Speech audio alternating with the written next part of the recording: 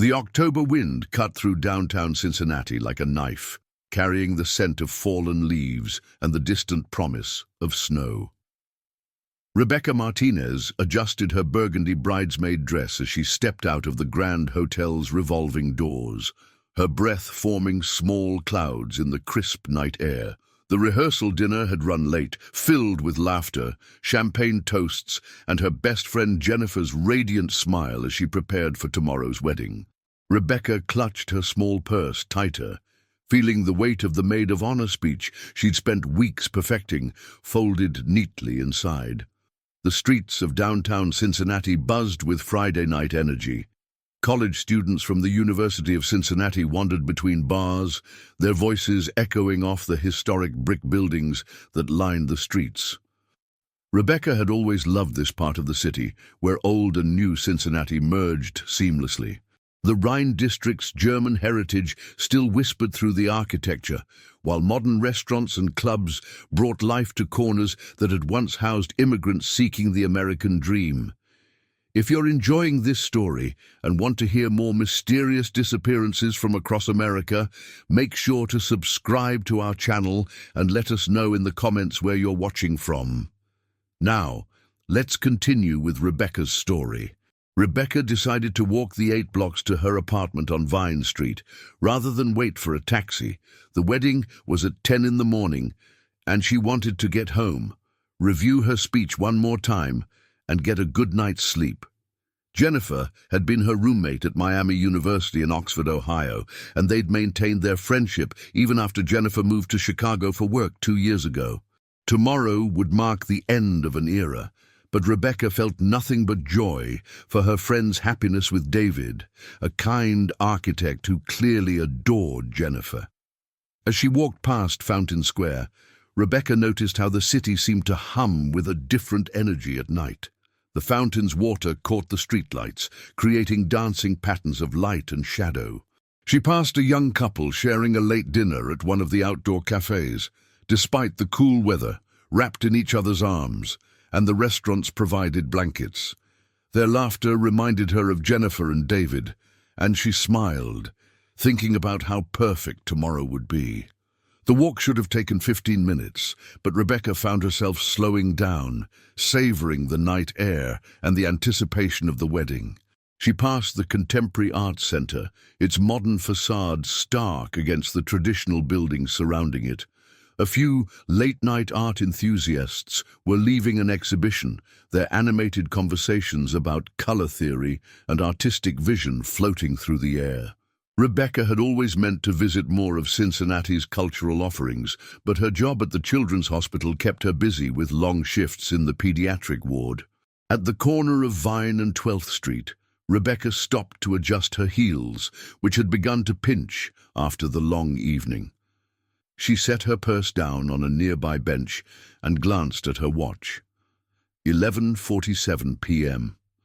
The October night had grown quieter as she'd moved away from the main entertainment district, and she could hear the distant sound of traffic on Interstate 75, the major artery that connected Cincinnati to the rest of Ohio and beyond. A man approached from the opposite direction, walking a small terrier on a retractable leash.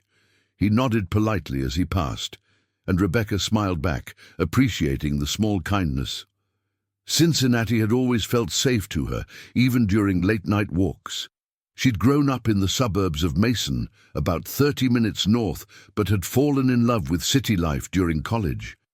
The diversity, the culture, the sense that anything could happen, it all appealed to her adventurous spirit.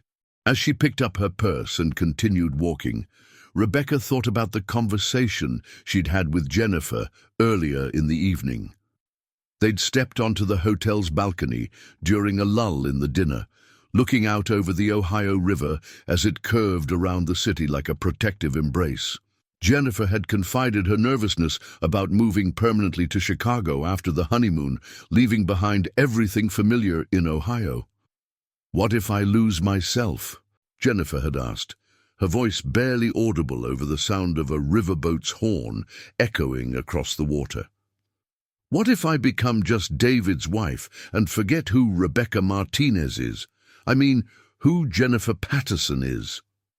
Rebecca had laughed at her friend's slip, using her name instead of her own.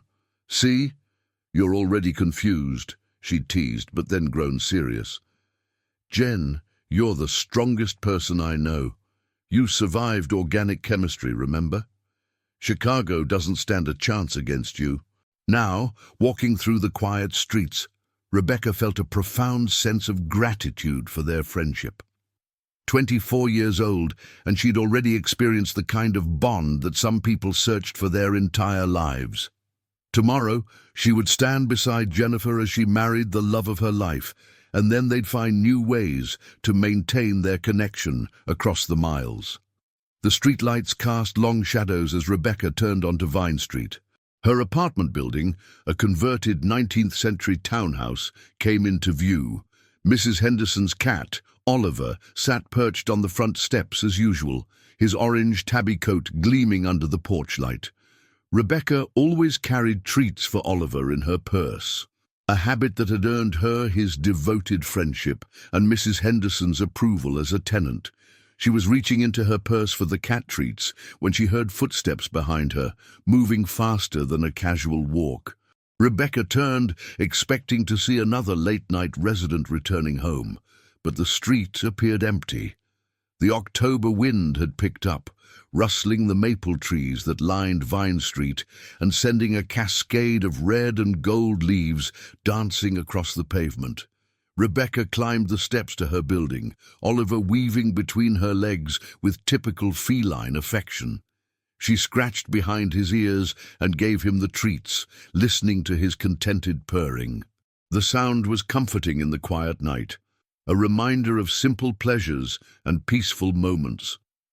As she fumbled for her keys, Rebecca felt a sudden chill that had nothing to do with the October weather. The feeling passed quickly, replaced by anticipation for tomorrow's wedding. She unlocked the front door and climbed the 2 flights of stairs to her apartment, already planning her morning routine. A shower, coffee, careful makeup application, and then the drive to St. Francis de Sales Church in Lebanon, where Jennifer would become Mrs. David Richardson in front of 200 guests. Rebecca's apartment was small but cozy, filled with photographs from college, her nursing school graduation, and various adventures with Jennifer. A framed picture of the two of them at Cedar Point Amusement Park in Sandusky sat on her nightstand, both of them screaming with joy as their roller coaster crested the highest hill. On her dresser, Jennifer's bridesmaid gift waited in its elegant box, a delicate silver bracelet engraved with "Sisters by Choice, Friends by Heart." She hung her burgundy dress carefully in the closet, running her hand over the silk fabric one more time. Jennifer had chosen the color to complement the October theme, and the dress made Rebecca feel elegant and confident. Tomorrow, she would wear it with the pearl necklace her grandmother had left her, carrying a piece of family history as she celebrated her best friend's new beginning. As Rebecca prepared for bed, she reviewed her maid of honor speech one final time. She'd written it longhand first, then typed it on her computer, then printed 3 copies in case of emergencies. The words flowed from years of shared memories, inside jokes, and deep affection. She practiced the opening lines aloud. "Jennifer and I met on the first day of freshman year when she accidentally grabbed my shower caddy thinking it was hers. I knew right then that anyone who could mistake my bright pink loafer for their own was someone I needed to know better." The October night settled around her apartment like a comfortable blanket. Through her bedroom window, Rebecca could see the lights of downtown Cincinnati twinkling in the distance, including the illuminated spires of the cathedral and the glow from the sports stadiums. Somewhere out there, Jennifer was probably lying awake too, excited and nervous about tomorrow. In less than 12 hours, they'd be at the church, surrounded by flowers and love and the promise of happily ever after. Rebecca set her alarm for 7 a.m., giving herself plenty of time to prepare. She placed the speech on her nightstand, along with the emergency kit she'd prepared: safety pins, tissues, breath mints, and a small sewing kit. As maid of honor, she felt responsible for making sure everything went perfectly for Jennifer's special day. The last thing she remembered before falling asleep was the sound of Oliver's purring drifting up from Mrs. Henderson's apartment below, mixed with the distant hum of late-night traffic and the whisper of October wind through the maple trees. Tomorrow would be perfect, she thought drowsily. Everything was ready, everything was planned, and nothing could go wrong. Rebecca Martinez would never make it to Jennifer's wedding. By morning, she would be gone without a trace, leaving behind only questions, heartbreak, and a mystery that would haunt Cincinnati for over a decade. At 7 a.m. sharp, Rebecca's alarm clock began its insistent beeping in an empty apartment. Mrs. Henderson, preparing her morning coffee in the unit below, noticed that she didn't hear the usual sounds of her upstairs neighbor getting ready for the day. No shower running, no footsteps crossing the hardwood floors, no coffee maker gurgling to life. But Mrs. Henderson assumed Rebecca had simply left early for wedding preparations, perhaps meeting Jennifer for a special breakfast before the ceremony. Jennifer Patterson stood in the bridal suite at St.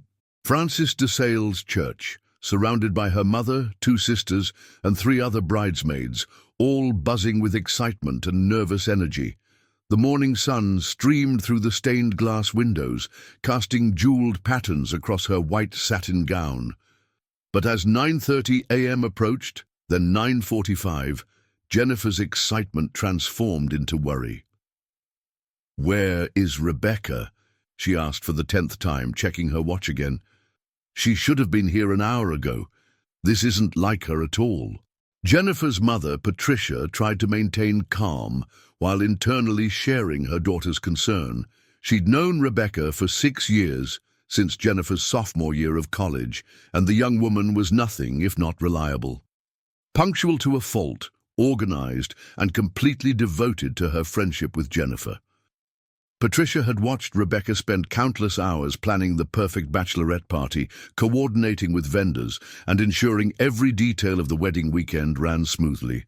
"Maybe she got stuck in traffic," suggested Jennifer's sister Sarah, though her voice lacked conviction. "Or maybe her car broke down and she's trying to find a way here." The bridesmaids exchanged worried glances. They'd all gone to Miami University together, and they knew Rebecca's character as well as Jennifer did. Even if Rebecca's car had broken down, she would have called. Even if she'd been in an accident, someone would have contacted them by now. Her absence felt wrong in a way that made their stomachs clench with an indefinable dread. David Richardson appeared at the bridal suite door, his usually calm demeanor showing cracks of concern. As the groom, he wasn't supposed to see Jennifer before the ceremony, but tradition seemed less important than their missing friend. "Any word from Rebecca?" he asked, his voice tight with worry. Jennifer shook her head, tears beginning to gather in her eyes, despite her carefully applied makeup. "I tried calling her apartment 6 times. No answer. I even called the hospital to see if she'd been called in for an emergency, but they said she wasn't scheduled to work today and hadn't contacted them." Father Michael, the elderly priest who would perform the ceremony, knocked gently on the doorframe. The church was full of guests, many of whom had traveled significant distances for the wedding. The flowers were arranged, the musicians were ready, and 200 people sat waiting in the pews. But the bride's closest friend, the person who was supposed to stand beside her and hold her bouquet during the most important moment of her life, was nowhere to be found. "We need to make a decision," Father Michael said gently. "The guests are getting restless, and we have another wedding scheduled for this afternoon." Jennifer looked at her reflection in the full-length mirror, seeing her grandmother's pearls, her mother's veil, and the dress she'd dreamed about since she was a little girl. Everything was perfect, except for the most important element, Rebecca's presence. The maid of honor speech that Rebecca had practiced so carefully would go undelivered. The tradition of having her best friend straighten her train and whisper last-minute encouragements wouldn't happen. "We proceed," Jennifer said finally, her voice steady despite the tears now flowing freely. "Rebecca would want us to proceed, but something is wrong. Something is very, very wrong." The wedding of Jennifer Patterson and David Richardson took place as scheduled, but it was marked by an undercurrent of anxiety that no amount of beautiful music or heartfelt vows could dispel. Jennifer's sister Sarah stepped in as an impromptu maid of honor, but Rebecca's absence was felt by everyone who knew her. During the reception at the Grand Hotel, the same venue where they'd celebrated just hours before, guests whispered among themselves about the missing young woman. Jennifer's uncle, Detective Robert Martinez of the Cincinnati Police Department, left the reception early to file an official missing person report. As a 20-year veteran of the force, he knew that the first 24 hours were crucial in missing person cases. Rebecca had last been seen leaving the Grand Hotel at approximately 11:30 p.m., walking alone toward her apartment on Vine Street. Security cameras at the hotel showed her exiting through the main entrance, but beyond that, her trail went cold. The initial police investigation was thorough, but yielded frustratingly few leads. Rebecca's apartment showed no signs of forced entry or struggle. Her bed hadn't been slept in, but her burgundy bridesmaid dress hung neatly in the closet where she'd placed it the night before. Her maid of honor speech sat on the nightstand, along with her emergency wedding day kit. Her car remained parked in the building's lot behind the townhouse. Canvassing the neighborhood revealed that Mrs. Henderson had heard Rebecca return home around midnight. She'd recognized the sound of Oliver's enthusiastic greeting and Rebecca's gentle voice talking to the cat. But after that, nothing. No one had seen or heard anything unusual during the night. Detective Maria Santos, the lead investigator assigned to Rebecca's case, was struck by the completeness of the disappearance. Rebecca Martinez hadn't taken her car, her purse, her identification, or any clothes beyond what she'd worn to the rehearsal dinner. Her bank account remained untouched. Her credit cards showed no activity. She had simply vanished from her apartment sometime during the early morning hours of October 12, 1996. The investigation expanded beyond the immediate neighborhood. Police interviewed everyone who had attended the rehearsal dinner, looking for any sign that Rebecca had been upset, frightened, or planning to leave. The overwhelming response was disbelief. Rebecca had been her normal, cheerful self throughout the evening. She'd laughed at the best man's jokes, helped coordinate last-minute seating arrangements, and spent most of the night ensuring that Jennifer felt relaxed and happy. Jennifer and David postponed their honeymoon to help with the search efforts. They organized volunteer search parties that combed through Eden Park, the Cincinnati Zoo, and the banks of the Ohio River. Hundreds of people turned out, including Rebecca's colleagues from the Children's Hospital, former classmates from Miami University, and neighbors who had been touched by her kindness over the years. The media attention was immediate and intense. Rebecca's disappearance had all the elements that captured public attention. A young, attractive woman vanishing without a trace on the eve of her best friend's wedding. Local news stations ran her photograph nightly. The Cincinnati Enquirer featured her story on the front page. America's Most Wanted profiled her case, generating hundreds of tips that ultimately led nowhere. As days turned into weeks, the investigation began to focus on potential theories. Had Rebecca been the victim of a random crime? Had she been abducted by someone she knew? Was it possible that she had chosen to disappear, overwhelmed by some unknown pressure or problem? Detective Santos explored each possibility with methodical thoroughness, but evidence remained elusive. Rebecca's parents, who had moved to Arizona after her father's retirement from the Postal Service, flew to Cincinnati and refused to leave. They rented a small apartment near downtown and spent their days distributing flyers, talking to anyone who would listen, and maintaining a constant presence at the police station. Rebecca's mother, Eleanor, appeared on every talk show and news program that would have her, pleading for information about her daughter's whereabouts. The psychological profile developed by the FBI suggested that Rebecca was not a likely candidate for voluntary disappearance. She had strong family ties, a career she loved, close friendships, and no history of mental health issues or substance abuse. Her nursing colleagues described her as dedicated and compassionate, someone who often stayed late to comfort frightened children or support worried parents.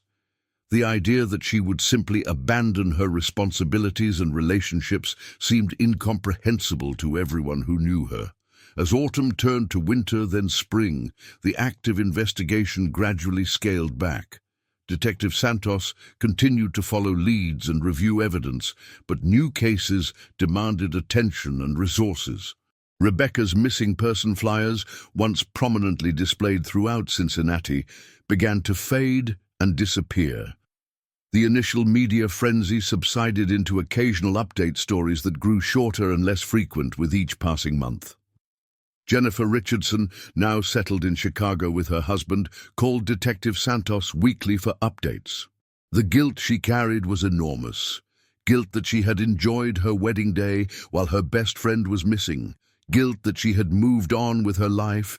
Guilt that she hadn't somehow prevented whatever had happened to Rebecca. She established a reward fund and hired a private investigator, but the trail remained cold. The first anniversary of Rebecca's disappearance brought renewed media attention and fresh search efforts, but no new information. Mrs. Henderson had moved to a nursing home, unable to maintain her apartment after a mild stroke. Oliver the cat had been adopted by a neighbor, but he continued to wait on the front steps where Rebecca used to feed him, as if expecting her return. Years passed. Jennifer had 2 children, a daughter named Elena, in honor of Rebecca's mother, and a son named Michael. She kept Rebecca's photograph on her mantle and talked about her often, ensuring that her children knew about the extraordinary woman who should have been their honorary aunt.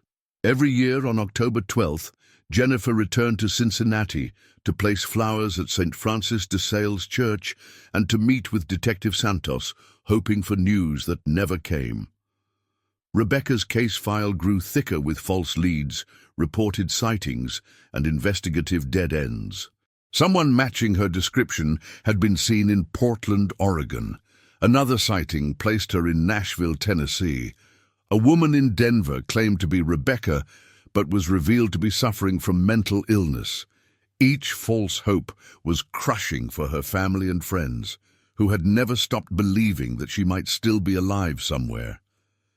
The Cincinnati Police Department's Missing Persons Unit saw personnel changes over the years. Detective Santos retired in 2003, passing Rebecca's case to Detective James Murphy, who approached it with fresh eyes but found the same frustrating lack of evidence. The physical investigation had been thorough, the interviews comprehensive, and the media coverage extensive, but Rebecca Martinez remained as mysteriously absent as she had been on her best friend's wedding day. As 2008 approached, Rebecca's case represented one of Cincinnati's most baffling, unsolved disappearances. 12 years of investigation had produced theories, but no answers, hopes, but no resolution. Her family had never stopped searching, her friends had never stopped remembering, and law enforcement had never officially closed her case. But the trail that had gone cold on that October night in 1996 seemed destined to remain frozen forever. The break in Rebecca Martinez's case came from an unexpected source. A routine demolition project in the trendy over-the-Rhine district of Cincinnati. In March 2008, construction workers preparing to renovate a 19th-century building into luxury condominiums made a discovery that would finally shed light on a 12-year-old mystery. Marcus Williams, the demolition foreman, was directing his crew to clear debris from what had once been a small basement storage room when his flashlight beam caught something unusual wedged behind a collapsed section of brick wall. At first, he thought it might be old rags or newspapers left by previous occupants, but as he carefully extracted the material, he realized he was looking at fabric that had once been white, now yellowed and deteriorated by more than a decade of exposure to moisture and dust. The delicate lace and intricate beadwork were still recognizable despite the ravages of time. Marcus, a father of 3 daughters, immediately recognized what he was holding: a wedding veil. His hands trembling slightly, he called out to his crew to stop all work and contact the police. Something about the veil's presence in such an unlikely location felt significant, even ominous. Detective James Murphy arrived at the scene within 20 minutes, accompanied by the Crime Scene Investigation Unit. The building at 1247 Race Street had been abandoned since the early 1990s, when the last tenant, a small printing business, had relocated to the suburbs. The structure had been purchased by a development company in 2007 as part of the ongoing revitalization of Over the Rhine, Cincinnati's historic German neighborhood. The basement where the veil was discovered had been sealed off from the main building for years, accessible only through a narrow exterior entrance that was hidden behind overgrown vegetation and barely visible from the street. Detective Murphy's first thought was that someone had used the space to hide evidence, but the veil appeared to have been placed rather than hastily discarded. As the crime scene team carefully documented the discovery, Detective Murphy felt a familiar tingle of recognition. The veil's style and condition suggested it had been there for many years, possibly dating to the 1990s. He thought immediately of Rebecca Martinez, though he cautioned himself against jumping to conclusions. Hundreds of women went missing each year, and wedding veils weren't exactly rare items. Back at the police station, Murphy pulled Rebecca's case file and studied the wedding photographs that Jennifer Richardson had provided during the original investigation. The images showed the bridal party during happier times, but Murphy focused on the detailed shots of Jennifer's dress and accessories. Her veil was clearly visible in several photos, cathedral length, adorned with delicate Alençon lace and featuring seed pearl beadwork along the edges. Murphy compared the photographs to the veil discovered in the basement, using a magnifying glass to examine the intricate details. The pattern of the lace matched. The placement of the seed pearls was identical. Even the slight imperfection in the beadwork, a small section where 2 pearls were missing, which Jennifer had mentioned in her original statement, was present on the discovered veil. The detective immediately contacted Jennifer Richardson in Chicago. Now 36 years old and the mother of 2 children, Jennifer had never stopped hoping for news about Rebecca's disappearance. When Murphy explained the discovery, Jennifer was silent for so long that he wondered if the call had been disconnected. "That's my veil," Jennifer finally whispered. "I remember every detail. My grandmother brought it from Ireland when she immigrated in 1952. My mother wore it, I wore it, and someday I hoped my daughter would wear it too. But how did it get there? And where is Rebecca?" Jennifer drove from Chicago to Cincinnati the next day, bringing with her the wedding photographs and a detailed description of the veil she had given to Rebecca for safekeeping after the wedding ceremony. According to Jennifer, Rebecca had been responsible for carefully packing and storing all of the wedding accessories, planning to return them during a post-honeymoon visit that never happened because of her disappearance. Standing in the basement of 1247 Race Street, Jennifer positively identified the veil as hers. The emotional impact of seeing her grandmother's heirloom in such surroundings was overwhelming. She clung to her husband David's arm as Detective Murphy explained the investigation's next steps. The building's ownership history revealed several intriguing possibilities. From 1994 to 1998, the property had been owned by Thomas Kellerman, a local businessman who had purchased several over-the-Rhine buildings as investments during the neighborhood's economic decline. Kellerman had died in a car accident in 2001, but his property management records indicated that he had occasionally used the basement space for storage. Murphy's investigation into Kellerman's background revealed a troubling pattern. 3 other women had filed complaints against him for harassment and unwanted attention between 1995 and 1997, though charges had never been pursued. One of the women, Lisa Hammond, had worked as a waitress at the Grand Hotel during the time period when Rebecca disappeared. Lisa, now living in Columbus, Ohio, agreed to speak with Detective Murphy about her experiences with Kellerman. She described a man who had seemed charming initially, but became increasingly aggressive when women rejected his advances.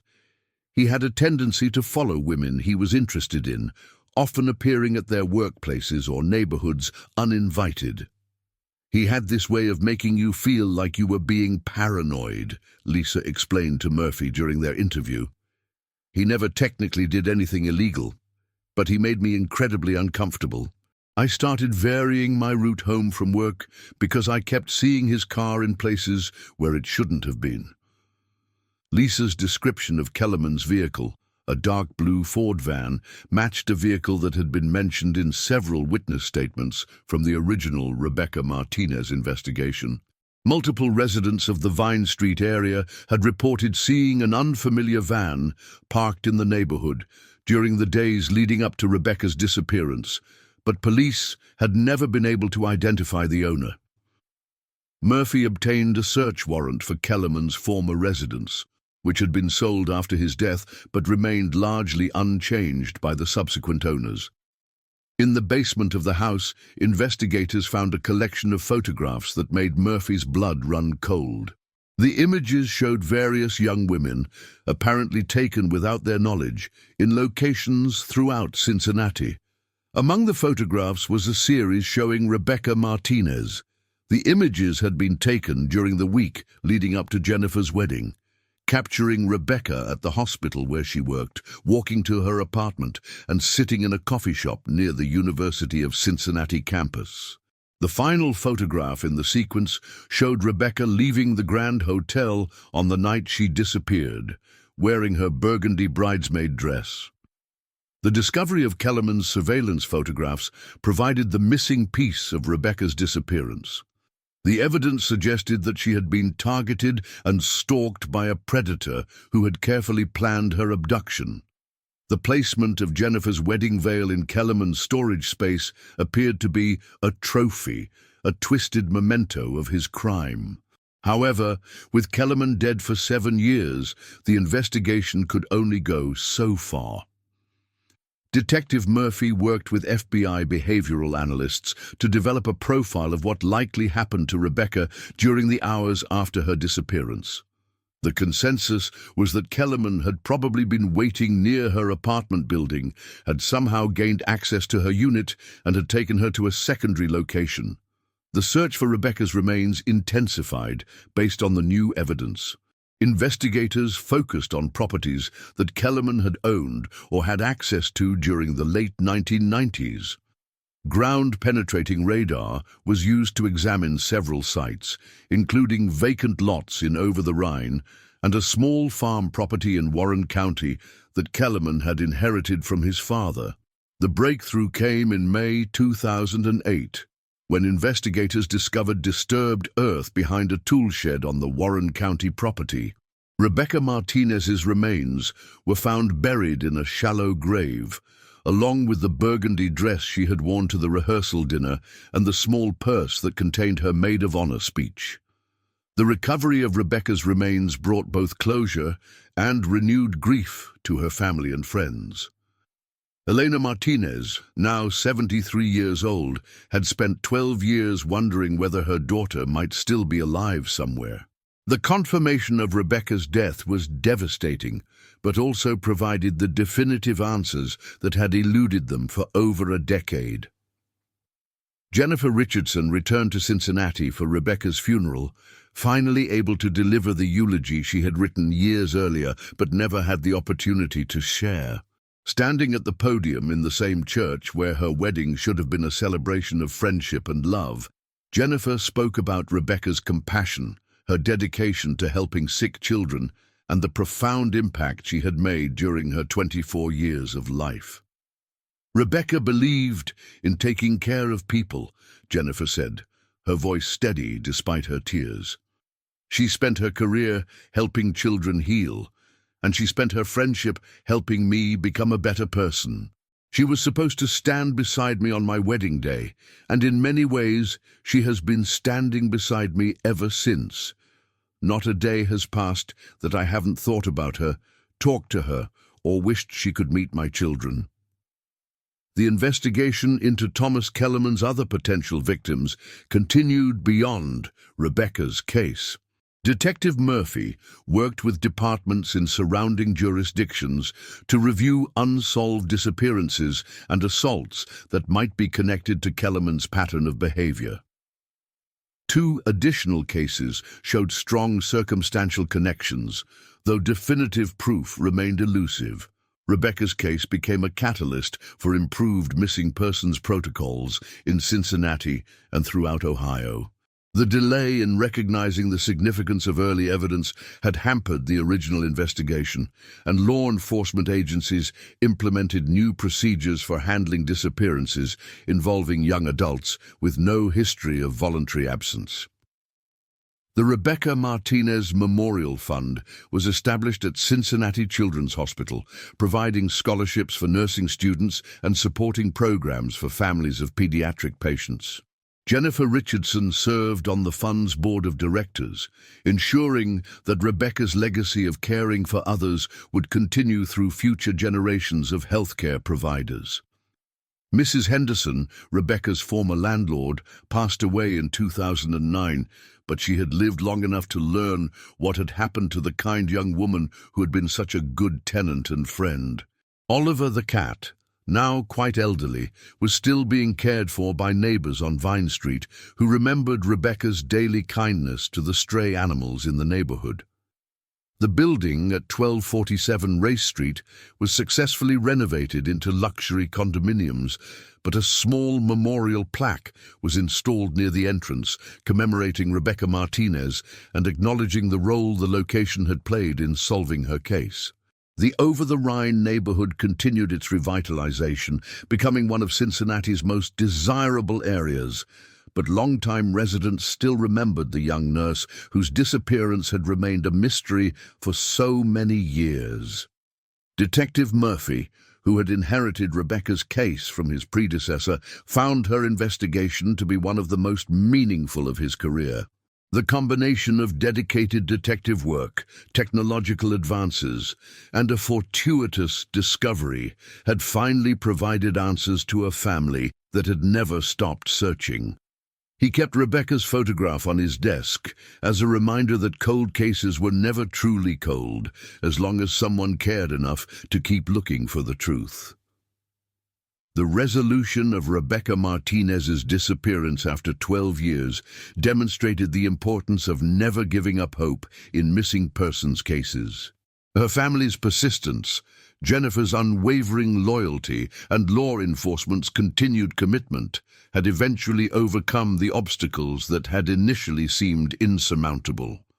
While Rebecca could never be returned to those who loved her, the truth about her fate had finally been revealed, allowing her memory to be honored and her story to be concluded with the dignity she deserved. In the years following the resolution of Rebecca's case, Jennifer Richardson made annual trips to Cincinnati to visit Rebecca's grave and to speak at conferences about missing persons advocacy. She often brought her children, Eleanor and Michael, ensuring they understood the importance of friendship, loyalty, and never forgetting the people who shape our lives. The burgundy bridesmaid dress that Rebecca had worn on her final night was returned to Jennifer after the investigation concluded. She had it cleaned and preserved, planning to donate it to a museum or archive that documented unsolved crimes and their eventual resolution. The dress served as a tangible connection to that October night in 1996 when everything had changed, a reminder of the fragility of life and the enduring power of love and friendship.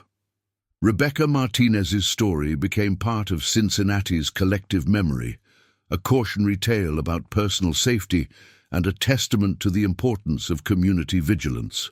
Her case was featured in law enforcement training materials and victim advocacy programs, helping to educate others about the warning signs of stalking behavior and the resources available for people who felt threatened or unsafe. The maid of honor speech that Rebecca had spent weeks perfecting, found folded in her purse after 12 years, was finally heard at a memorial service held on the 15th anniversary of her disappearance. Jennifer read Rebecca's words aloud, including the opening joke about the shower caddy mix-up that had begun their friendship. The speech was funny, heartfelt, and full of the joy that Rebecca had felt about Jennifer's happiness, a bittersweet reminder of the celebration that should have been. Cincinnati's medical community honored Rebecca's memory by establishing an annual award for nurses who demonstrated exceptional compassion in pediatric care. Recipients of the Rebecca Martinez Award embodied the same qualities that had made her such a beloved colleague: dedication, empathy, and an unwavering commitment to healing others. The award ceremony became an important tradition at Cincinnati Children's Hospital, attended by Rebecca's former colleagues who continued to share stories about her impact on their patients and their profession. As the years passed, Rebecca's case served as an example of how persistence and evolving investigative techniques could solve even the most challenging mysteries. The combination of traditional detective work, forensic science, and community involvement had ultimately provided the answers that seemed impossible to find. Her story reminded everyone that behind every missing person case was a real individual with hopes, dreams, relationships, and a future that had been tragically cut short. The friendship between Rebecca Martinez and Jennifer Richardson had been tested by circumstances neither could have imagined, but it had endured beyond death and time. Their bond, forged in a college dormitory and strengthened through years of shared experiences, became a symbol of loyalty that inspired others to cherish their own relationships and never take friendship for granted. Rebecca's disappearance had begun as a mystery that haunted Cincinnati for over a decade, but its resolution brought a sense of justice and closure that honored her memory while providing important lessons for the future. The young nurse, who had dedicated her life to caring for others, had, in death, helped improve missing persons investigations and victim advocacy efforts that would protect others in years to come. The October night in 1996 when Rebecca Martinez vanished had seemed like the end of her story, but 12 years later, the discovery of a wedding veil in a basement had proven that some stories simply take longer to finish. Rebecca's legacy lived on through the lives she had touched, the patients she had helped heal, and the friendship that had defined the best parts of who she was. Her disappearance had been a tragedy, but the love and determination of those who refused to forget her had ultimately transformed it into something more, a testament to the enduring power of human connection and the importance of never giving up hope.